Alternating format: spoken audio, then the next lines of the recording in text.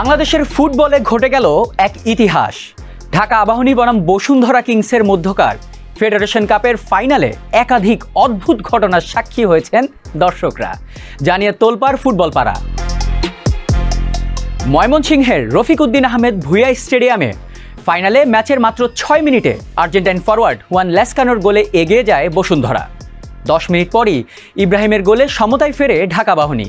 কিন্তু এরপর যা হলো তা এর আগে দেখেনি বাংলাদেশের ফুটবল প্রেমীরা। কালবৈশাখীর কবলে পড়ে প্রায় 1 ঘন্টা বন্ধ থাকে ম্যাচটি। এ সময় সেই ঝড়ের তাণ্ডবে উড়ে যায় দুই দলেরই ডাগ আউট। শুধু তাই নয়, ঝড় থামলে মাঠে নেমে পড়েন গ্যালারিতে থাকা সকল দর্শকরা। মাঠে জমে থাকা পানিতে রীতিমতো নিজেরাই খেলাধুলা শুরু করেন দর্শকরা। এক পর্যায়ে অনেক চেষ্টা চালিয়ে দর্শকদের মাঠ থেকে গ্যালারিতে নিতে সক্ষম হয় কর্তৃপক্ষ। কিন্তু ফাইনালের মতো ম্যাচে এভাবে মাঠের ভেতর দর্শকদের বিচরণে প্রশ্ন উঠে খেলোয়াড় ও স্টাফদের নিরাপত্তা নিয়ে। তবে এরপর যা ঘটল তা দেখতে হয়তো প্রস্তুত ছিলেন না কেউই। ময়মনসিংহের এই মাঠে জমে থাকা পানি নিষ্কাশন করতে রোলারের পরিবর্তে টেবিল ব্যবহার করেন দায়িত্বে থাকা ব্যক্তিরা। দুই ব্যক্তি টেবিলের দুই দিকে ধরে তা ধাক্কা দিয়ে মাঠ থেকে পানি সরাতে থাকে। এমন দৃশ্য হয়তো শুধু বাংলাদেশেই দেখা সম্ভব।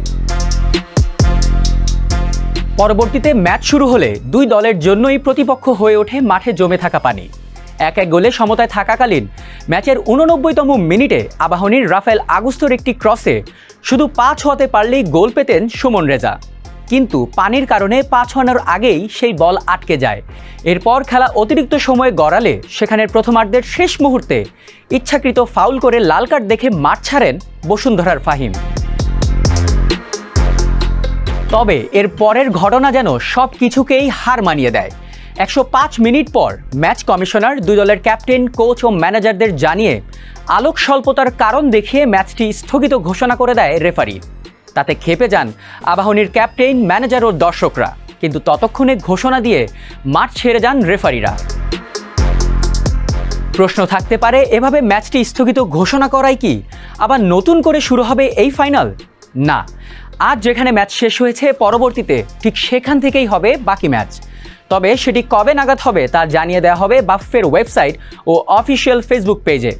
এইসব ঘটনার পরিপ্রেক্ষিতে বলাই যায় বাংলাদেশ ফুটবলের এক ঐতিহাসিক দিন হয়ে থাকবে 22 এপ্রিল।